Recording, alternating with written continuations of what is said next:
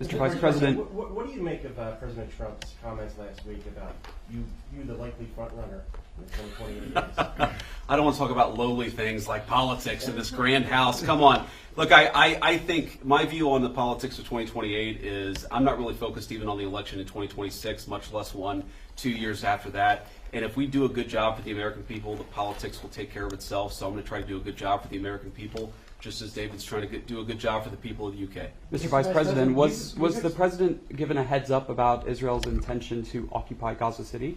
I'm not going to speak to private conversations between the Israeli government and our government. I think the President obviously has been very clear about his goals, about what he wants to accomplish in the Middle East, and he's going to keep on doing that. The President, as you know, speaks to these issues commonly. I'm sure that he'll talk at some point to the media about his response to what's happened or what was announced earlier today in Gaza. But our goals are very clear. We want to make it so that Hamas can't attack innocent people. We want to solve the humanitarian problems in Gaza. We're working incredibly hard, the President and the entire team, to make sure that happens.